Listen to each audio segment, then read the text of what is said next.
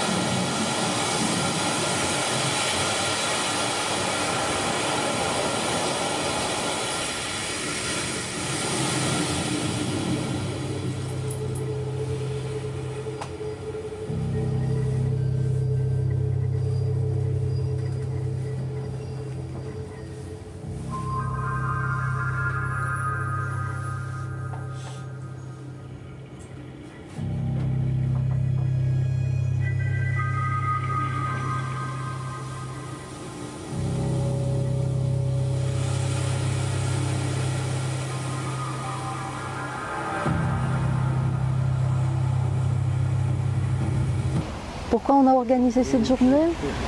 Donc les femmes prévoyantes socialistes ont voulu s'exprimer à l'occasion de la Journée mondiale des réfugiés et plus particulièrement autour de la question des femmes réfugiées, puisqu'on sait bien qu'en tant que femme, il y a des raisons particulières de vouloir émigrer.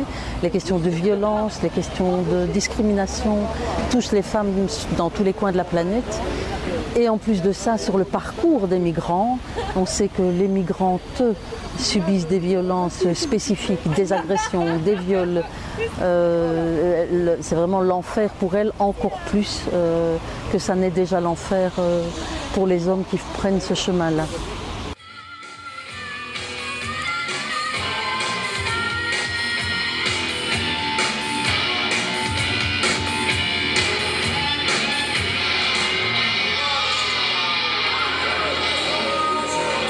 Donc ce que je peux dire aujourd'hui, c'est que c'est particulièrement important de s'exprimer sur la question de l'accueil des réfugiés, parce qu'on est à un moment où la Belgique vient de décider, le gouvernement belge vient de décider de supprimer 10 000 places d'accueil dans les centres pour réfugiés, ce qui traduit le manque de volonté et de la Belgique et de l'entièreté des pays de l'Union européenne d'accueillir comme il se doit des personnes qui fuient la guerre, qui fuient la violence et qui fuient l'enfer en fait.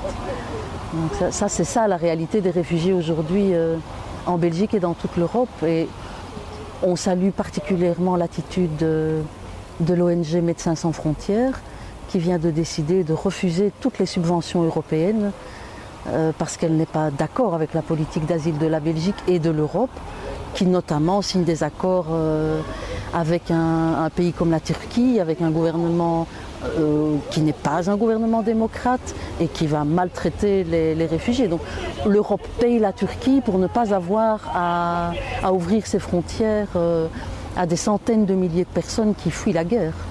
C'est tout à fait un scandale démocratique. De fermer les frontières à ces enfants, à ces femmes et à ces hommes, alors qu'on les ouvre pour le commerce et l'argent. Je suis comme vous, et je ne veux plus voir cette image. Olivier, est-ce que tu peux la retirer? Je peux dire quelque chose? Non.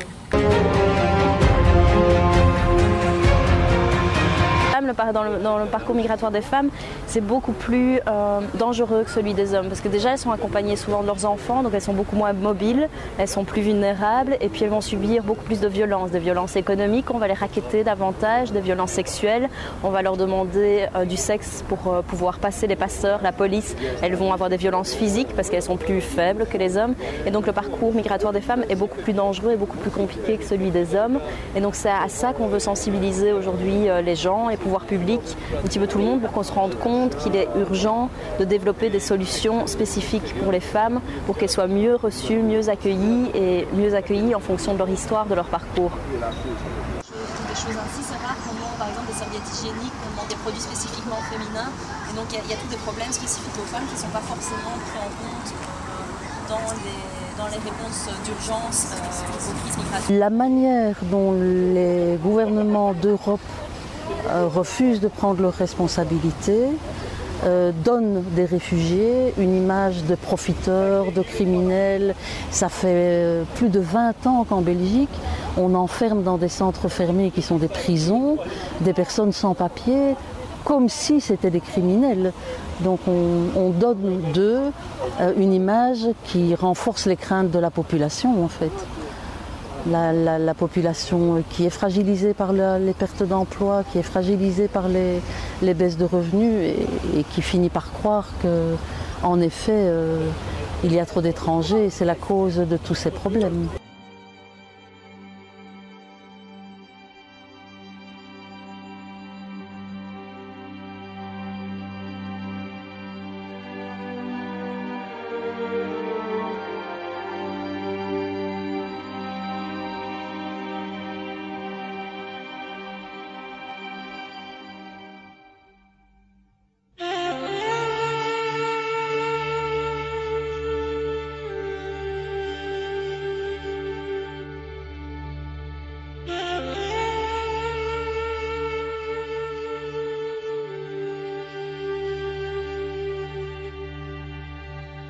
Donc, ça n'est pas une question facile. Hein. Si c'était facile, on aurait déjà trouvé une réponse. Mais la guerre en Syrie, elle ne va pas s'arrêter du jour au lendemain.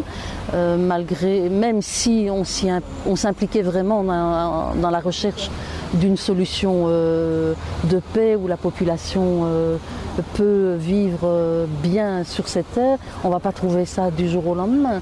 Donc en attendant, oui, les réfugiés arrivent et ils vont continuer d'arriver.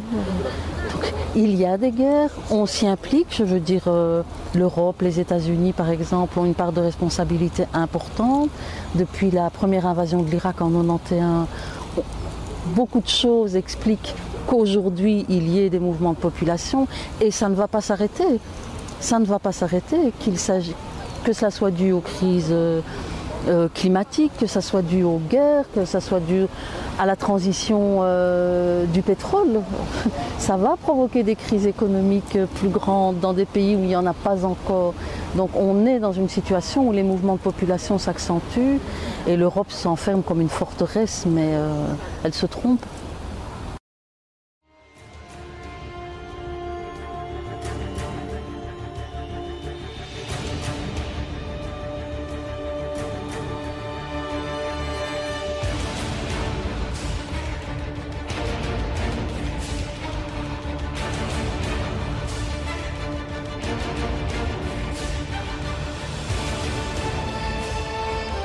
Il y a aussi, oui c'est vrai, tout un tas de problèmes liés à l'accueil en lui-même qui n'est pas adapté spécialement aux femmes. C'est-à-dire qu'il va y avoir toute une série de lieux qui vont être mixtes alors que les femmes ont besoin d'être entre elles, surtout dans tout un tas de pays où c'est dans les traditions où les femmes sont beaucoup entre elles et dans les centres d'accueil où elles vont être, il va y avoir des lieux d'intimité qui sont mixtes, donc que ce soit des toilettes, des douches et des endroits comme ça qui sont mixtes ou même des chambres et où elles ne vont pas être à l'aise et elles vont se sentir exclues, en retrait et tout ça c'est des situations compliquées à vivre alors qu'il suffirait simplement de prévoir des espaces pour les femmes pour qu'elles puissent se retrouver entre elles et se reconstruire petit à petit et apprendre les outils pour pouvoir s'exprimer, pour pouvoir se sentir bien, avoir confiance en elles et être mieux. Bonsoir à ces spectateurs, aujourd'hui nous sommes là, c'est un grand jour. Pour nous les réfugiés résidant en Belgique, c'est une grande journée internationale. Pour nous les réfugiés. Donc nous sommes très contents de venir à ces événements et ces activités qui sont organisées par la ville de Liège et certaines associations de la place. Donc c'est très significatif, c'est le bon moment que les gens sachent que nous avons des problèmes, nous avons nos soucis, nous avons assez d'inquiétudes pour vivre dans les zones de guerre et nous sollicitons les organismes et institutions internationales de remédier à ces problèmes, surtout d'aider les pays qui sont en guerre, car se déplacer d'un pays à un autre, ce n'est pas tout à fait facile. Mais nos frères aussi qui sont là en tant que réfugiés aussi, Nous demandons assez de soutien pour cela et aussi nous remercions tous les gouvernements et les institutions qui travaillent dans ce cadre pour aider les réfugiés pour qu'ils s'en sortent, pour trouver la paix et un lieu et un arbre de paix dans le monde entier.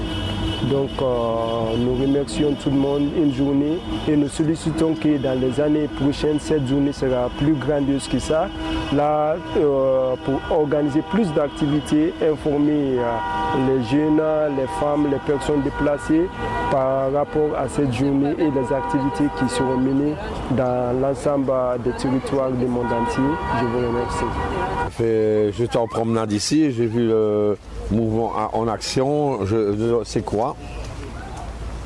J'ai vu une copine là, enfin une collègue à vous, elle m'a dit si tu veux venir à 20h, je fais un spectacle.